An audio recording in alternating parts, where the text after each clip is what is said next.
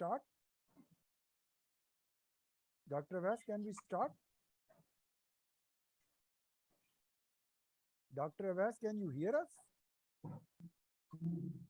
Ladies and gentlemen, good evening, depending upon where you are.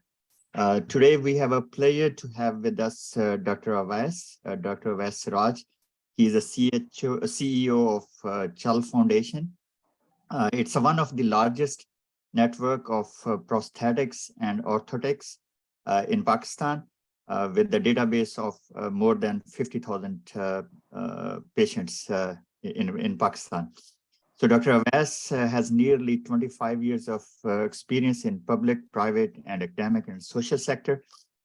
He got his MBA, he got his MBBS from King Edward Medical University, and then went to Strathclyde Graduate Business School for his MBA from Glasgow, UK. He also got his Master in Social Sciences from University of Leicester. He has occupied the positions from operation, managerial, and in leadership role. So today we have a pleasure to have him and walk us through what he has been doing. Dr. Awais, to you, if anything I missed, please introduce. Thank you.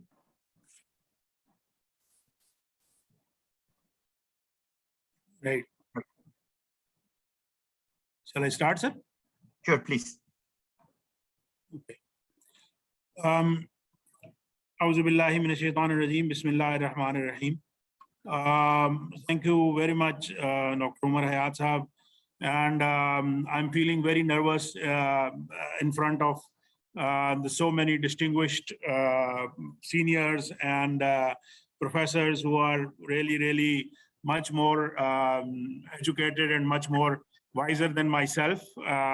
So I'm your humble little brother. So I expect you to be very gentle with me tonight, because the topic that I have today is very new, and of course it's very interesting as well. I'm just going to give an overview of the research opportunities in prosthetics and orthotics, and I'll just briefly cover what they are and what specialties they cover, and then of course we'll have a little round of what the whole spectrum is, and then we'll narrow down to some of the real research opportunities in Pakistan, especially for the ones who really want to tap into the market and the big data that we have here and the number of patients that we have here, and the kind of technological advances that can be tested and that can be tried and put in practice in Pakistan. So I think I'll just, without any further delays, I'll just move on to the basic definitions. A prosthetic is, it's basically an artificial limb, something that you add to the body. And the orthotic is basically something that facilitates the mobility, and that's why we call it a mobility aid.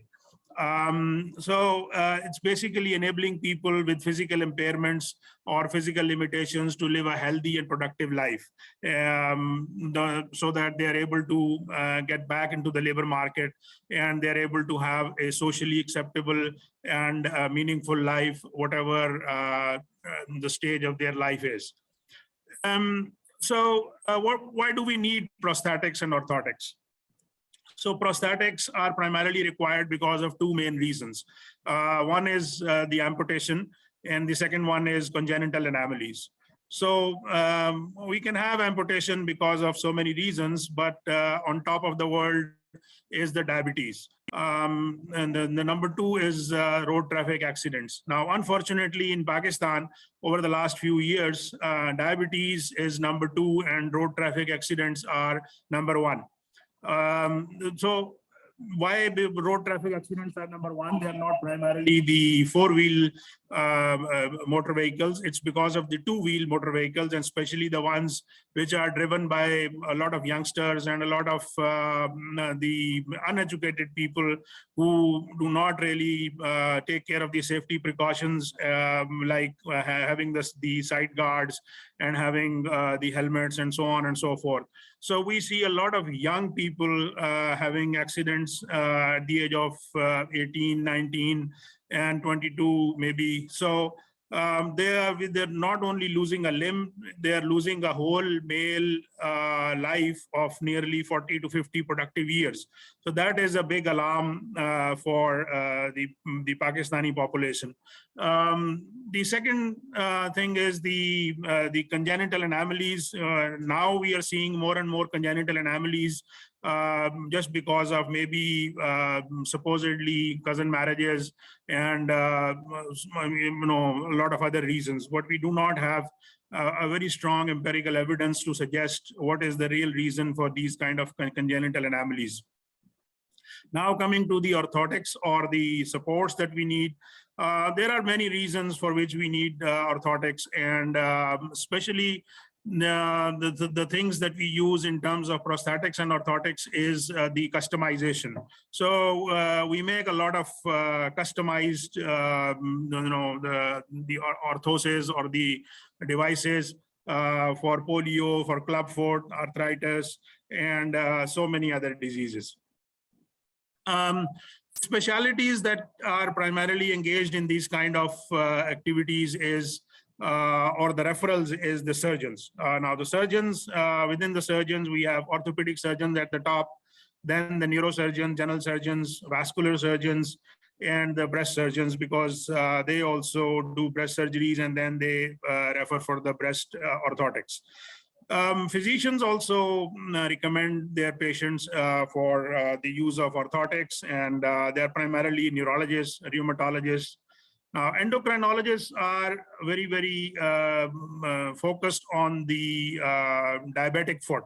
I'll just share the data of the diabetic foot in a while, but it's very, very shocking, and the availability of proper diabetic footwear is in acute shortage in Pakistan, although there are people who have tried very hard to set up even like shoe making factories, like doctors working on the shoe making activities, but for such a large population, the success is very, very limited.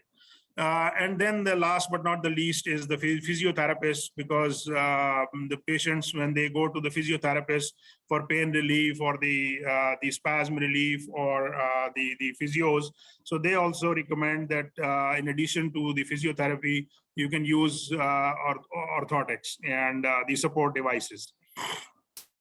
Now a quick look at the data and the demographics in Pakistan. We have an estimate of about 220 million population, and the WHO guidelines, they suggest that the disabilities that they need prosthetics and orthotics is about 0.5% of the total population. Now that makes around 11 million people in Pakistan. Now, dividing into prosthetics and orthotics, it's a 30 to 70% divide. Prosthetics are required by 30% of the 0.5% population, and the orthotics are required by 70% of the 0.5% population. Now, within that 30% and 70%, the lower limb prosthetics are about 70%, and about upper limb prosthetics are 30%.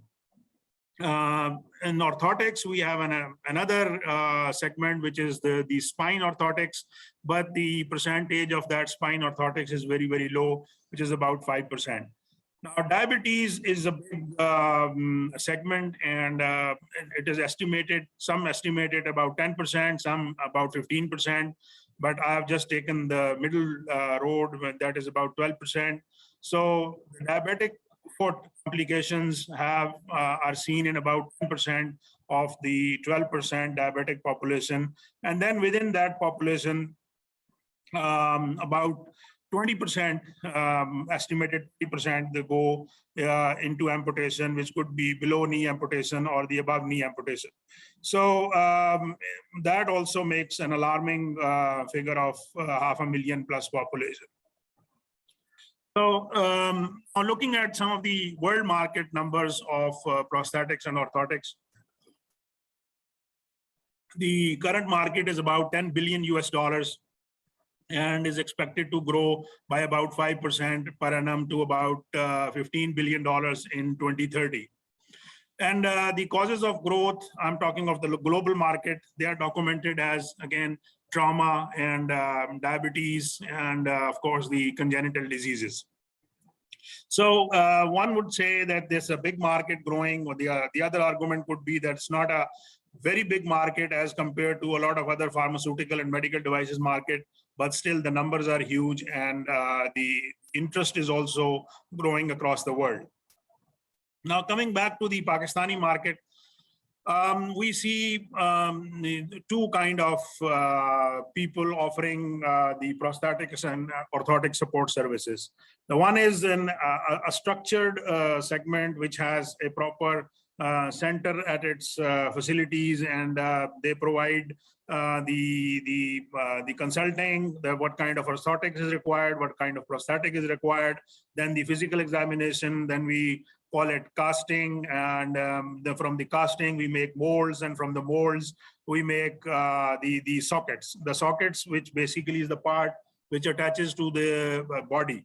So once the socket is made, then basically the other parts are attached to it, like the foot or the knee joint, and then we have many choices in that.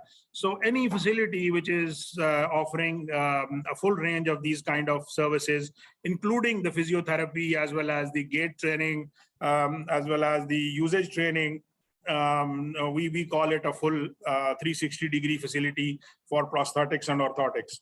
So we have Hope Foundation in Lahore. Indus Hospital Network is about, it has about 4 branches in Pakistan. Fauji Foundation Rawalpindi is one of the oldest, and AFIRM is also very strong, and it has a very big presence in the country, but they are very, very focused in Rawalpindi. PPOS, Pakistan Institute of Prosthetics and Orthotics, and I assume the guru of the PPOS is also with us today in this meeting, Dr. Bakht Sarwar. He established PPOS in 2001 or 2. So from that PPOS, the technicians and the PNO experts that we have across Pakistan is very, very phenomenal. So it's one of the pioneer institutes, and it has about 7 branches, but primarily focused on KPK. Chal Foundation is also the baby of Dr. Bakht Sarwar, and I'm very happy and proud to take on his shoes, because he just thinks that he has spent his lifetime in this, and now it's my, somebody else should take the lead, and I'm very happy that I'm given that lead. And Chal Foundation has about 11 centers across Pakistan. So that makes about the largest network of these prosthetics and orthotic facilities across the country. So Dow University of Health Sciences also has very structured facilities, and it is also providing service to the patients in Karachi and Sindh. So unorganized structure is also very big. A lot of technicians, they have their own facilities, and they can either pool up or get it made from one facility, which is making sockets, and then they can fix it in their own workshops. So we are just beginning to learn more and more about this unstructured facilities that we have across Pakistan. But of course, the number is also very big, and we cannot ignore this unstructured facility that we have across the country. We see that how these prosthetics and orthotics have developed, and who is paying for it. Luckily, for the last few years, ICRC, International Consortium for Red Cross, has been supporting Indus Hospital as well as Chal Foundation very generously in setting up those centers, and even paying for the patients, and giving materials, and also the HR costs, and all the costs associated to the facility. So in a way, patients were actually getting the devices free of charge, and that was a big facility.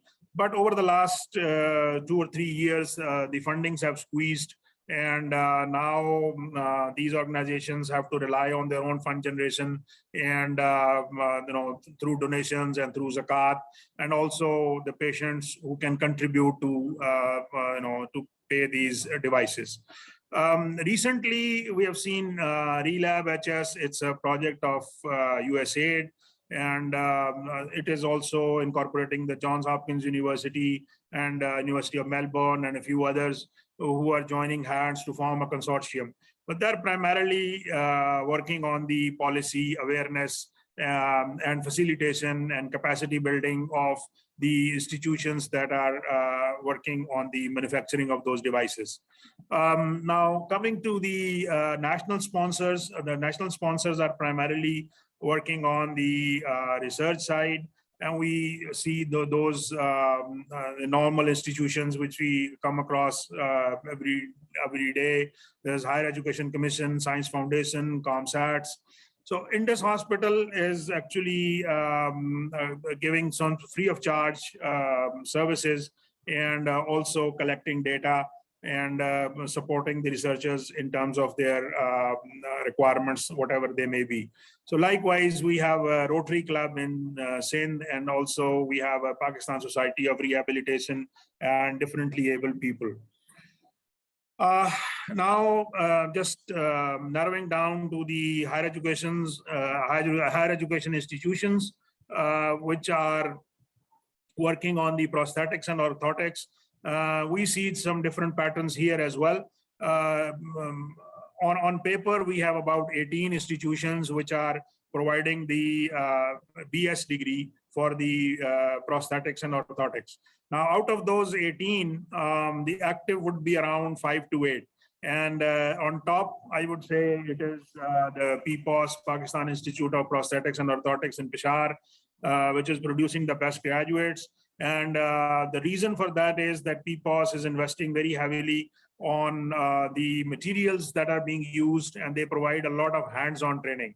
At Chal Foundation as well, we have about 80 to 85% of the workforce from PPOS. And these guys and girls, even, they are very, very good with the hands-on work, because it has a 5-step process. It's like a factory, and so there's a lot of hands-on activity, working with the machines, working with the tools, and then fixing those prosthetics and orthotics. So we see them excelling in a lot of areas.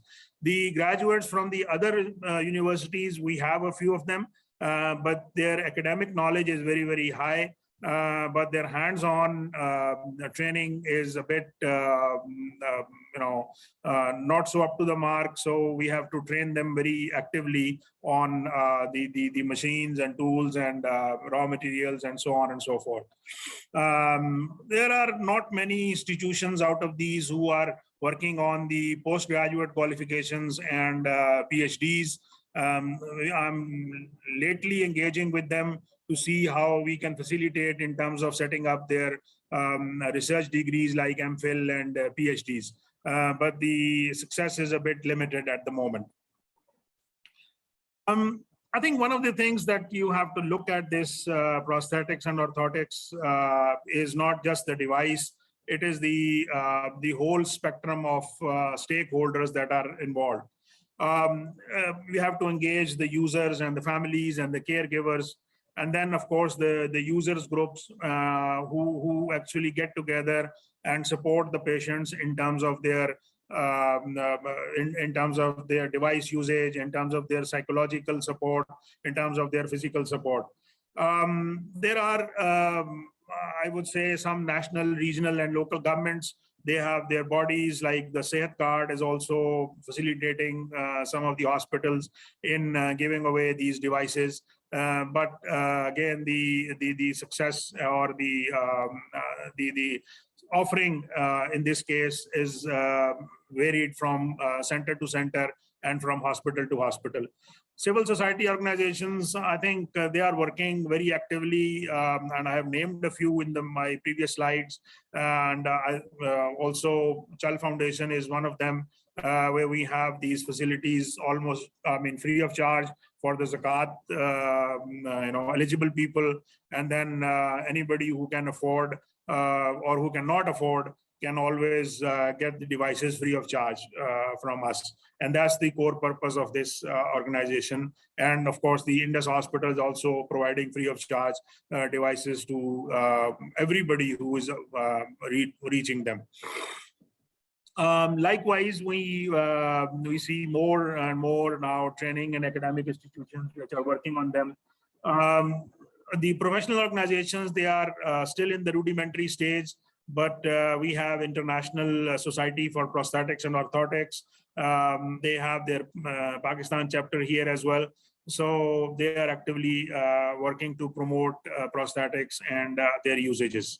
Then we have the manufacturers and suppliers of the devices and their equipment and their components. Some of them are also manufacturing like OEM, they call for the unstructured market, and they are providing this service to a lot of people around.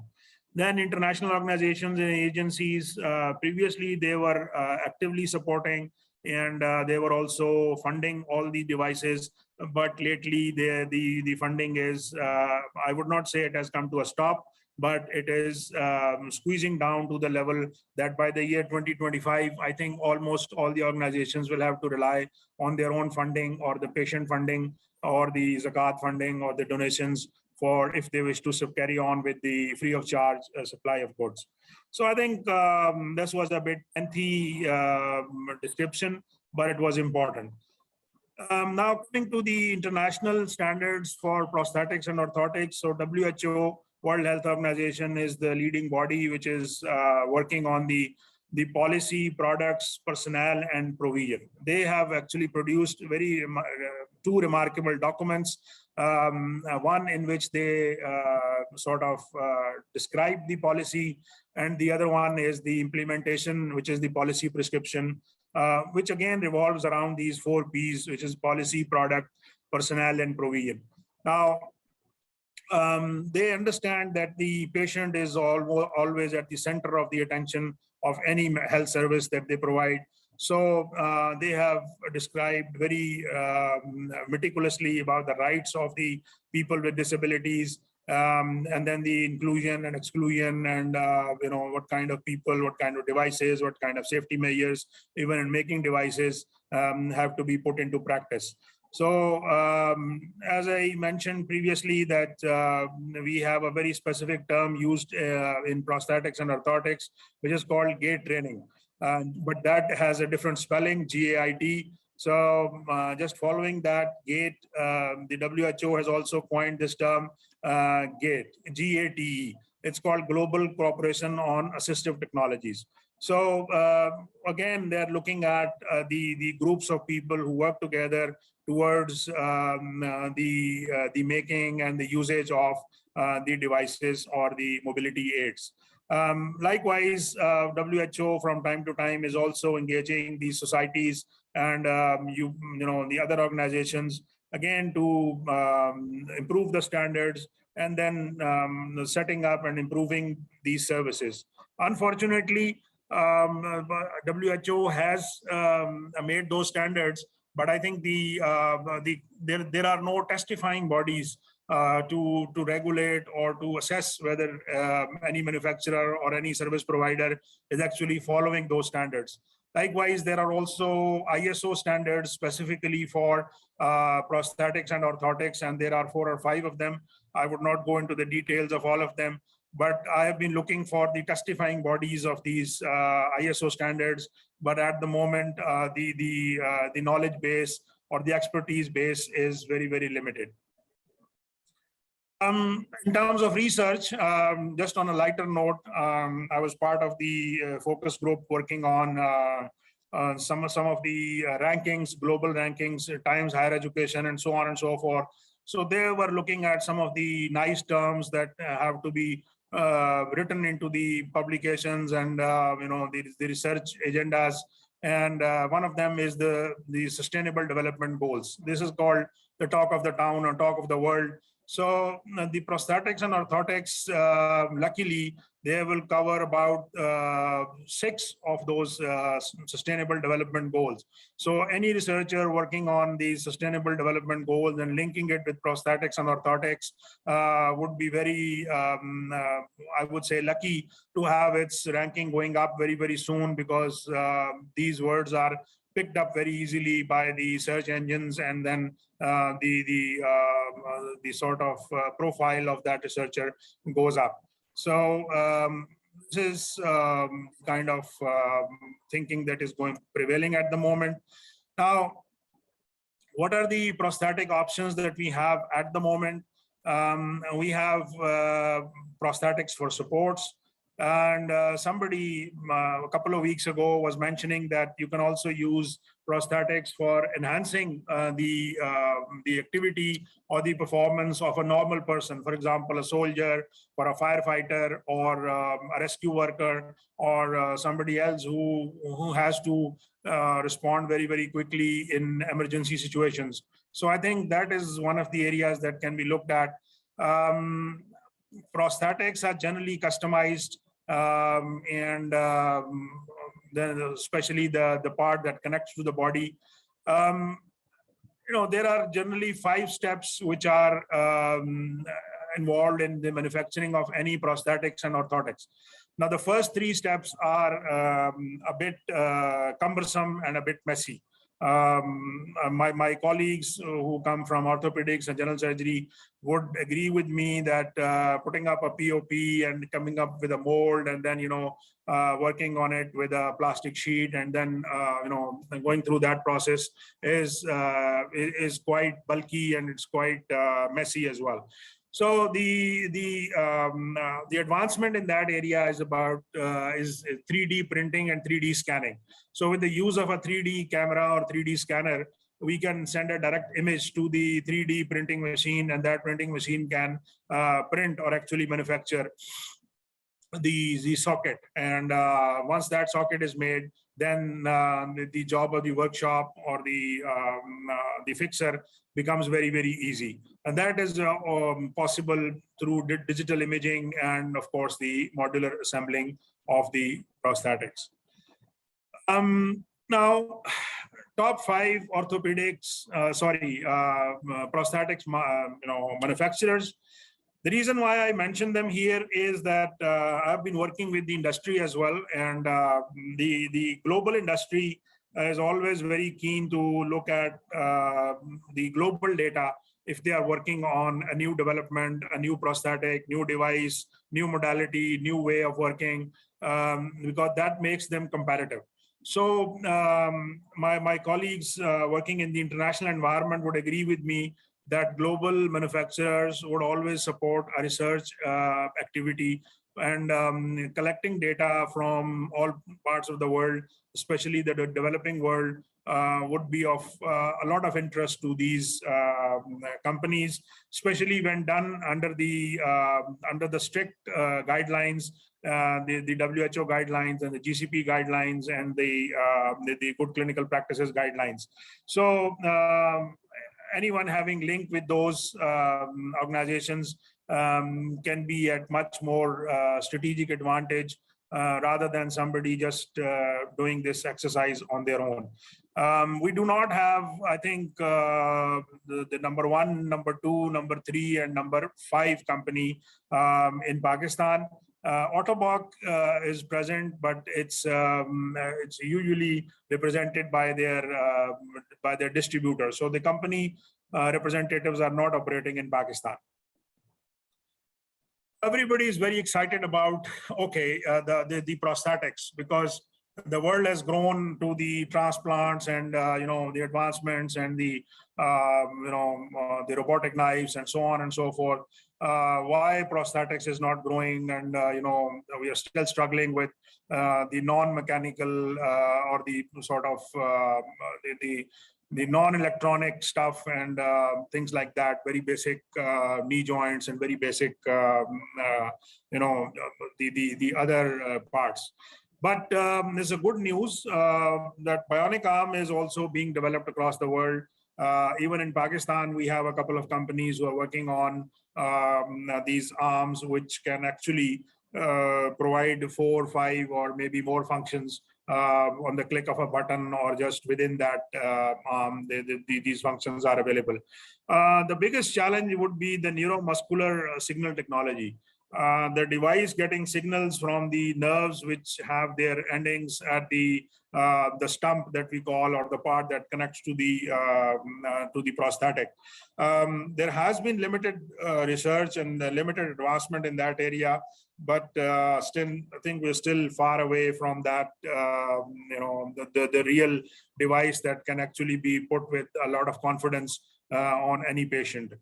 Microprocessor technology, which can actually mimic the other limb, and then based on the artificial intelligence, the microprocessors and microchips can actually do these functions, and that is a bit promising. And I think that area has a lot more potential to grow much more quickly. Then design improvements, I think they are a constant process. And we see a lot of designs coming up every now and then. We have pneumatic joints and multi-angular joints. But they are again very, very mechanical, and depending on the weight of the patient, depending on the usage of the patient, the physician has to be a bit careful about their application and their usage.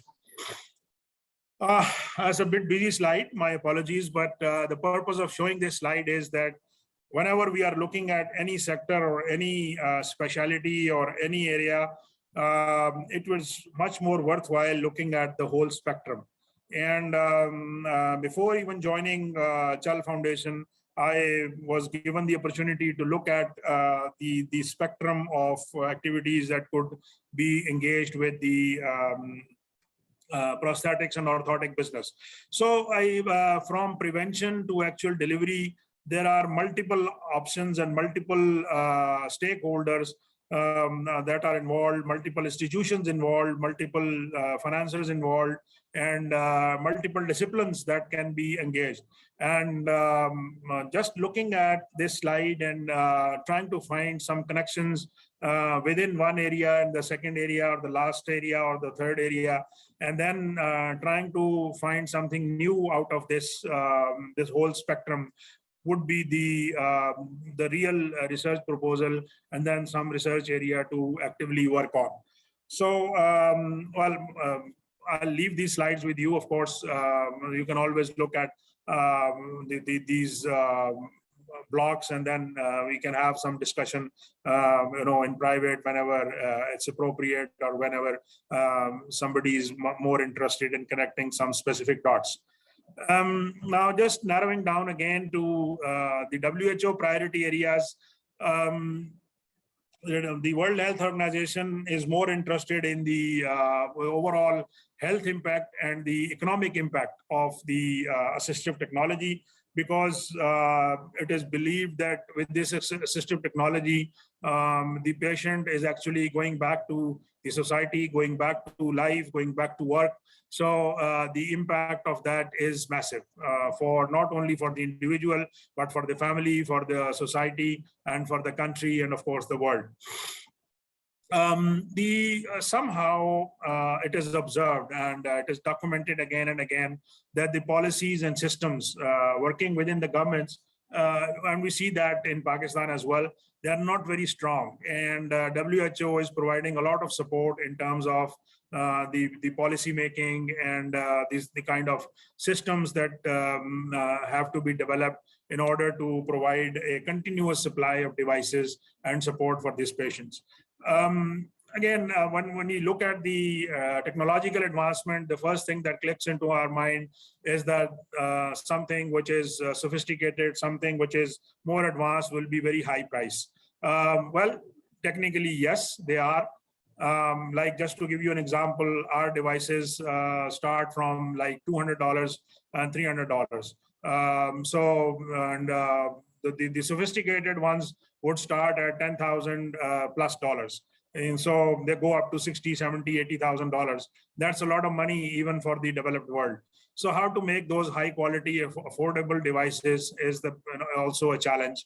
Then, there's a lot of research interest into how to develop them further. Human resource. Yes, I think before actually joining this industry, I assumed that there would be a lot of highly qualified, highly, advanced people. But it's very rare to find dependable people who are actually hands-on with the existing technology and also well-versed with the modern technology and also interested in the global developments. We are always in search of that. And the same goes with the world. And I was attending an international workshop last week, and they were also discussing the same thing, that the human resource in this area is fairly limited. And then the standards, I think I mentioned this in a couple of slides earlier, that there are standards, but there are not many, if any, specific certifying bodies which can assess those standards and methods and then apply them and certify any person who can actually work on them and go on with the business. Yes, there's a very, very big light at the tunnel, not at the end of the tunnel, somewhere very close. We have 18 higher education institutions. They qualify for the research fundings and the research grants. There is a big need for establishing the MS and PhD programs. If you could just give me a second. Sorry, my apologies. My battery was running down. Then I think this sector also provides a lot of action research. You can work hands-on with the patients because these are not very invasive devices. So there is always an opportunity for the researcher to work with the patients with very minimal risk of putting any patient quality of life or any of his health at risk. So that's an area that can be looked into. The publications, we have data of about 50,000 patients because we started in 2010. So having 50,000 patients within 13 or 14 years, is a big number. Likewise, these patients or these data would be available with a lot of other organizations. So any researcher which wants to work on the publications or the even for the impact factor journals, I think they have a lot of opportunity to work in this area. Coming to the research leading to innovation or commercialization, I would say there are many, many opportunities because a lot of institutions like NUST and Dow and others, they got funding from Higher Education Commission and other organizations to work on the bionic arms and these devices. But since they were not into a very, very organized setup, in one of the cases, the researcher went to US and never came back. So that was a big loss, but still that loss is part of the research, and but it needs to be carried out as frequently as possible. Just the helix model, this is a quadruple helix model. We are engaging academia, government, industry, and community within those projects and within those possibilities that we need to be looking into. Yeah, I think that's more or less from my side. I'm just trying to show a little video that that if I can just I've tried hard to show it within the PowerPoint, but I think I was not successful in the trial period. But I think if you can see this here, so this is one of the patients, is still in the gait training, not yet checked out. Then we have another security guard working for us in our Swabi center. And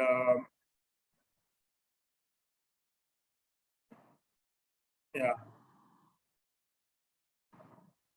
right. So, oops, sorry. So I think that's all from my side. I assume I have been talking too much. And so if there are any questions or any comments, just it's over to you, Dr. Umar. Sir.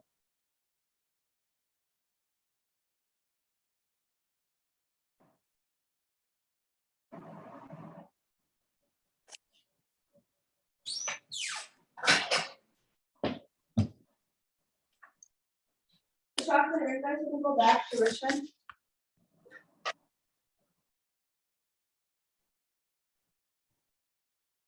Ji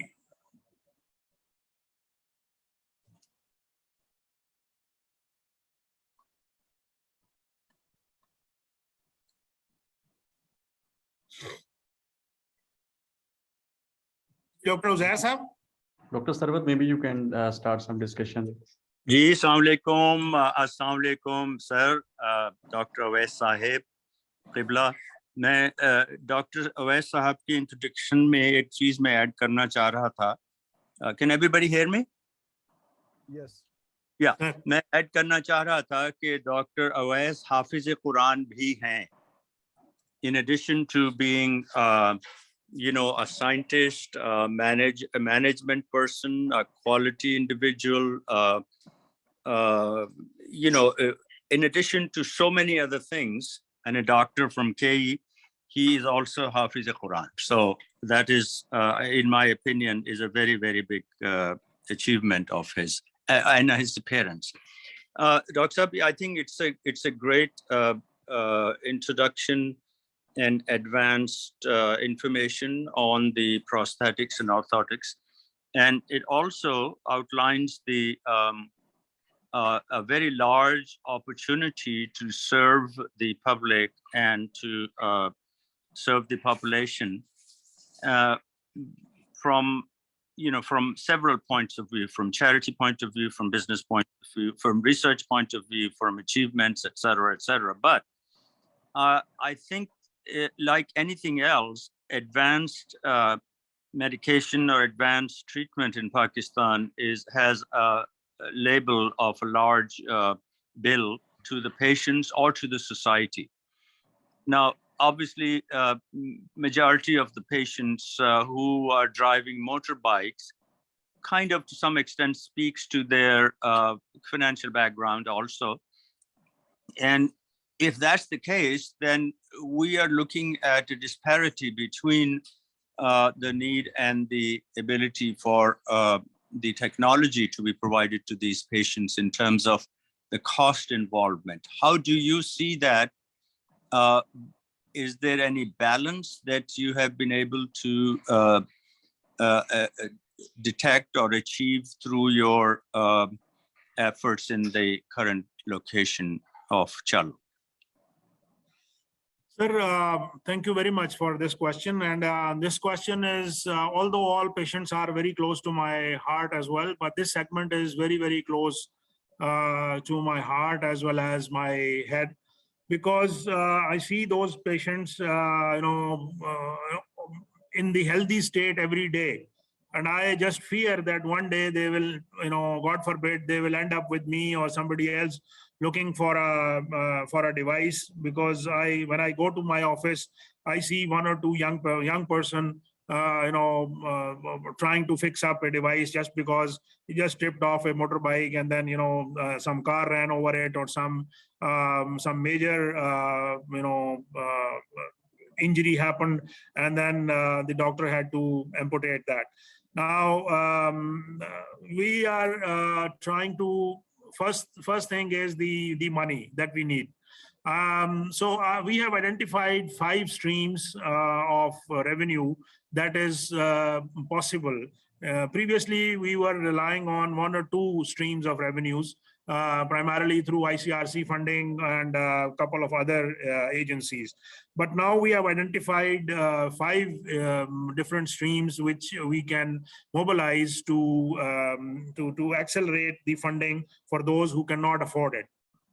And so one of them is, of course, the international funding, then the national funding, then the research funding, and then the international donations, and then some related activities which we can compensate for our production activities. So and also we are working on the mobilization of these guys. And as we speak, we are engaging with the motorcycle manufacturing companies and the vehicle modification companies so that they can actually give them the option of mobilization and going back to work. Likewise, the spectrum that I showed also has some, indications towards engaging the ones which are working on the new workplaces, new work designs for those who have unfortunately lost a limb. The patterns are very different. Just to give you one more example, is that in Punjab we have a lot of these, the fodder choppers. We call them toka. The running. So we see a lot of young people, even women, who come with their chopped hands and fingers, and fingers are very, very common, but chopped hands and even up to the humerus. So for those guys and girls, we try to give them a special attention and see how they can be actually mobilized back to work with the kind of work they were doing. So I think these are the kind of activities that we are taking, and we are also actively promoting that. And we hope to make a difference. We're already making a difference, but we hope to make more difference very soon. Sir. Thank you very much. That's very comprehensive. Let me ask you one more question, sir. Are there any questions that you are not able to help, and either they're on the waiting list or they cannot enter the the space where you can provide them some prosthesis because of their financial conditions? Sir, I think we are now. Yeah, thank you very much. I think that's a good question. For the ones who could not have access to our place, we were actually we are still providing them the fare, the cost of travel, and we also providing them wherever possible some residing facilities where they can stay for a couple of days, and then we also accelerate their training and then fixing. But at the same time, we are also now modifying our model, and we have a long list of about 10 models that would be very, very responsive, and starting from just these cameras on maybe the POPs, and then have a kind of a hub and spoke model where we can actually send our person to their homes and then to their own to their local facilities. The vision of Chal initially was, and I don't want to promote Chal a lot here, but still the vision was that we should have one center in every district. So maybe we can have 100 centers in the next 30 years, but even in the next 4 to 5 years, we intend to expand to about 20 to 25 cities, which would make it much more convenient for almost 70 to 80% population. So we hope to reach them. So that's the plan, sir. Thank you, sir. Thank you very much. I'm going to open the discussion for anybody else to ask questions, please. Yeah. Thank you, Dr. Sarwat. And Dr. Awais, thank you very much for such a great presentation. Sir, थोड़ा सा ऊंचा बोलेंगे? Can you hear me now? Ji, better. Can you hear me now? Yes, sir. We can now. So thank you very much for such a great presentation. I don't know what happened to my audio systems, so I am having a little bit difficulty, but anyway, I think this is quite a forgotten part of medical sciences, but this is extremely important. And I think our webinar would have been incomplete without such a great topic which you brought to the notice of the medical community. My first question is that Chal, is it derived from the Urdu word Chal, or it's an abbreviation of some English stuff like that? So would you like to share? Is it Urdu Chal? Sir, thank you very much. Sir, it's Chal. Chal means walk, sir. This was actually the idea at that time when they said they're facilitating everybody to walk or to basically to mobilize. So it's the Urdu Chal. Okay, okay. Perfect, perfect. Sir, actually, I think the Urdu chal is a very interesting word, because you can say chal to chal. You can also say chal, get out of here and go away. But I think that both have the same implication, because in order for you to go away, you have to walk. So I think that's fine too. Excellent. Right. So, Dr. Awais, generally in the Western world and the North America, disabilities, these are quite important. And there are many policies, there are many ordinances, and without qualifying those rounds, the Human Resource Department and the commercial institutions and the organization, they can't run. You need to sign, and there are so many legislation based on these things. So do you have an understanding of the present legislation in Pakistan for such people who are facing these disabilities, and are these comprehensive? Do they need review and revision? What's your take about these things?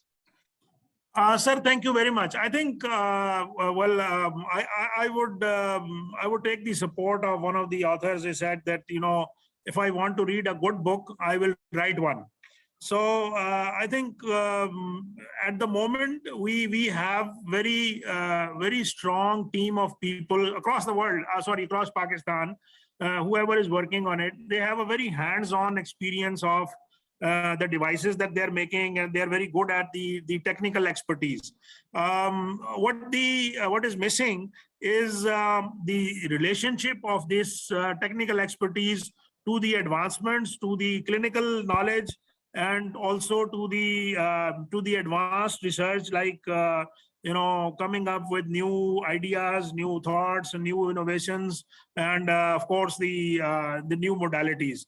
But as we move, I think this is also an opportunity for us to engage the international community here, and then learn from them and also replicate them in Pakistan.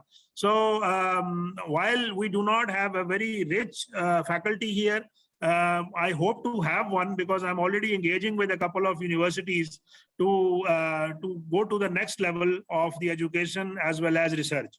So I think in the next 4 to 5 years, we will have some stronger faculty which can facilitate these kind of activities. Right, because there are a lot of new introduced diplomas, like for the disability technician here in North America.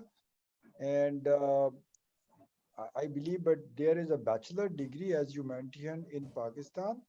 So there are many other fields which are equally important, like the psychological treatment to the people with disabilities. So is this quite a team approach in Pakistan, or it's you just provide the limb and then the people, they adjust themselves, or it's a team effort?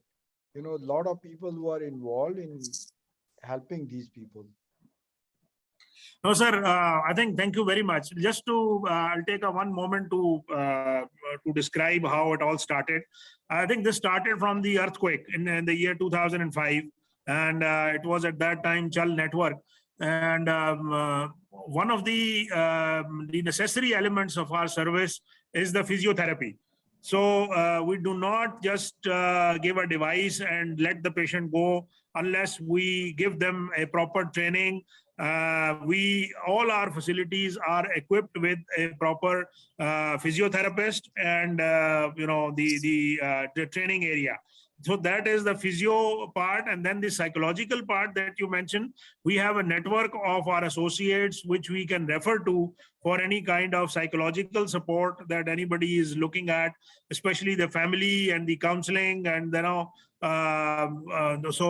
just especially the way we want to put the people back to work. So I think we are working on that. But specifically psychological component, I would say honestly, we are not very strong, but we intend to grow in that area as well. Okay. Thank So you. we have Dr. Farasat Zaman from Sweden. So may I request Dr. Farasat to unmute and, please ask your question. Thank you very much, Dr. Awais. It was really very informative. I'm from Sweden, from Karolinska Institute. हम भी इसके ऊपर थोड़ा सा काम कर रहे हैं. I believe you are aware of this leg length discrepancy in children, which is जिसमें एक leg short हो जाती है बच्चों की. So we are also developing a device which can, promote the bone growth in those children. So I was just wondering that what do you think, what is needed in Pakistan to promote the research and development in this area? Do you need any support from developed countries in some special areas, like in the transfer of knowledge or technology, or something where we are able to help you? Sir, thank you very much. I think you have just addressed the core purpose of this talk. I think for any research activity, the whole ecosystem involving the research has to be mobilized. Before actually, talking on these issues, I was actually looking at these challenges, and I think the ecosystem exists. The only thing is that they have to be mobilized, they have to be channelized. Now, just as you said, I can see this Karolinska Institute at the background. So these kind of institutes need to be tapped into by the manufacturing companies like ourselves, or the device manufacturing facilities, and then engaging the government, engaging the other stakeholders, engaging the international community into this whole research programs. I think we can pull it. I mean, there's no big challenge that exists other than just putting these pieces together. What happens in the manufacturing sector is that the manufacturing teams are so much focused on their work and their processes and their delivery that they do not get the time or the sort of thinking to go beyond these processes. So if there is somebody looking at them from a holistic point of view, they can pull pieces together. And I think very soon we intend to start these activities whereby we will be bringing together all these stakeholders that I have mentioned in my talk. And I think the research ecosystem will move at a much faster pace than what is happening at the moment, inshallah. Perfect. So, Dr. Awais, we have a question from Professor N.M. Bhatt. He is quite a regular participant. So he has a question and he has a guidance for you. First of all, his suggestion to you is that you should tap the Pakistan Science Foundation for funding, as you mentioned in your presentation as well. And he is the former chairman of Pakistan Science Foundation. And his question to you is about for diabetics. Does physiotherapy help in delaying foot ulcer problems where the toes get symptoms of numbness? And what specific physiotherapy? So that is the question from Professor N.M. Bhatt to you. Sir, thank you very much for a very, very loaded question. I would say this is a very, very difficult area, and I honestly believe that I cannot answer this question to its true extent, but I will try. to the best of my understanding, the reason why diabetic complications happen for the foot is the lack of blood supply. So your question regarding the physiotherapy would be very, very limited to the stage when there are no visible signs of any ulcers or any injuries to the diabetic foot. Then beyond that, I think there are very, very good experts working in Pakistan, and one such is the Bakai Institute of Diabetics and Endocrinology in Karachi, and they are the ones who are actually making the shoes for the diabetic foot users.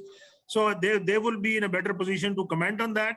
What this PNO would do, they would actually offload the pressure from the foot sole to the areas where the ulcers are happening, or there is a risk of ulcers.